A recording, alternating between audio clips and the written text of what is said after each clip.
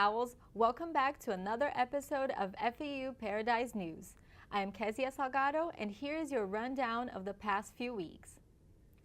Well, spring break has officially ended and school is back in session, which means finals are just around the corner. If you're in need of help academically, want to refresh your knowledge about materials, and be able to rock those finals, be sure to check out the CTL located on the second floor of General Classroom South. Seniors, are you starting to feel overwhelmed with graduating? Need to talk to someone about stress, life events, or something else? Be sure to head on over to Counseling and Psychological Services at FAU. You don't have to be a senior to talk to someone at CAPS. Be sure to check it out today. On Tuesday, March 19th, students will have the chance to learn how to make their own jewelry in the Student Union. Stop by between 7 and 9 p.m. to create your own wearable art. The ballots have officially tallied, and the winner for your student body president is Kevin Buchanan and Vice President Celine Parsad. They will be representing FAU in the upcoming semesters. In local news, in downtown Lake Worth, a Martin Luther King Jr. mural was vandalized. Located on the bottom right corner of the image is spray-painted graffiti. The mural is expected to be fixed. However, the cost runs between $5,000 and $10,000. Speaking of Lake Worth, there was a poll this past week that residents voted on to see if their city name should stay Lake Worth or be changed to Lake Worth Beach. The city's name will be officially changing to Lake Worth Beach, as over 100 people voted to approve it. Other elections for mayor were held this week. See your local news for more information. This past week in Sunrise, Florida, police officers were chasing 4 suspects that were seen driving a stolen car. One of the suspects was a teenage boy who went into a lake and started to drown. Witnesses say that the police officers did not jump in or go help the teenage boy and watched him drown. The officers that were involved in the case were told not to speak publicly about it. Broward County Sheriff's Office is currently looking into the teenager's death. Earlier this week, a father, Christopher Freeman, brought an AK-47 to his son's middle school. Freeman brought in the weapon after he got some crying FaceTime messages from his son. The son reportedly told his father that his teacher had slammed him, and the father witnessed in a FaceTime call where an adult grabbed his child and the phone fell out of his hand. Officials have stated that his gun was fully loaded and that he had threatened school officials. He is not allowed on the school property. His bond is set to $75,000 and he will appear in court on April 4th. This upcoming Saturday, March 16th, come celebrate the Festival of Colors, also known as Holi, in Boca Raton Spanish River Park. This festival will be starting at 10 a.m. and will run to 4:30 p.m. Celebrate the festival with Indian food, water balloons, powdered colors, and much more. Now on to the Blue Wave Sports Show.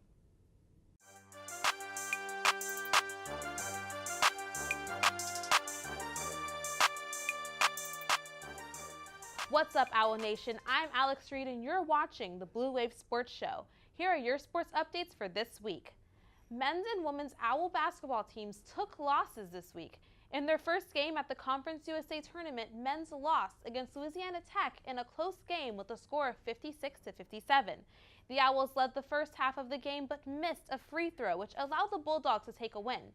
Starting out strong against the Old Dominion Monarchs, Lady Owls led in the first quarter of the game 7-2, but lost it for the rest of the game, ending in 32-60, ending the season overall 5-25.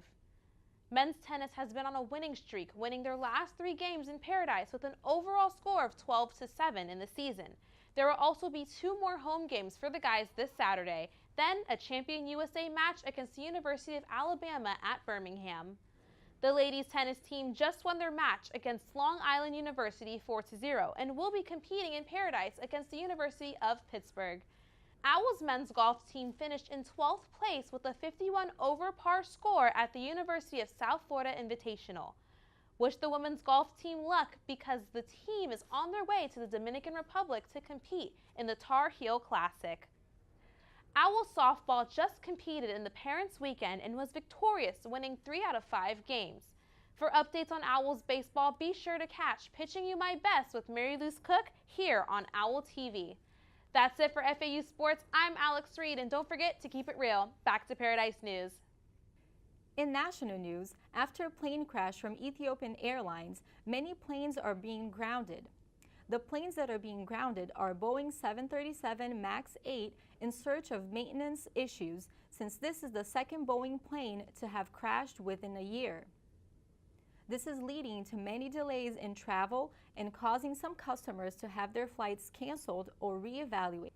With the Women's World Cup right around the corner, the women's national soccer team is suing the United States Soccer Federation over the issue of equal pay. 28 members filed a lawsuit describing institutionalized gender discrimination that has gone on for decades and cited that the U.S. soccer utterly failed to promote gender equality. The women's team is ranked #1 in the world. They are 3-time world champions and have had record television audiences, while men are ranked 25, failed to qualify for the last World Cup, and have not advanced past the quarterfinal round of the World Cup since 1930. But men still get paid more than women. In context, if men and women played and won 20 exhibition games, men make $260,000 or $13,000 a game, while women would earn a maximum of $99,000 or $4,950 a game. The Women's World Cup is set to air on June 7th. One of Korean pop music's biggest stars, Big Bang Seungri, just retired from the K-pop world due to him being arrested on charges of supplying prostitutes. The star also owned a nightclub which the South Korean police busted into under the grounds of possible sex trafficking, sexual assault, and drug distribution. Seungri announced his retirement on his Instagram page while also denying any allegations about the charges of supplying prostitutes. In other news, there has been a national college admissions scheme that has come to light this past week. Over 50 celebrities have been charged with connection to the paying and bribing the school admissions, fraud, and a few other counts. Two of the well-known celebrities on this list were Lori Loughlin and Felicity Huffman. Huffman was arrested and has a bond set to $250,000 and was charged with felony to commit mail fraud and honest services mail fraud. Huffman is set to be in court in Boston on March 29th. For more information about this admission scheme, be sure to check out next week's news. Well, that is all the news that we have for you guys this week. Don't forget to like, subscribe, and follow us on our social media. Signing off for FAU Paradise News, I'm Kezia Salgado. Have a wonderful week and hasta la vista.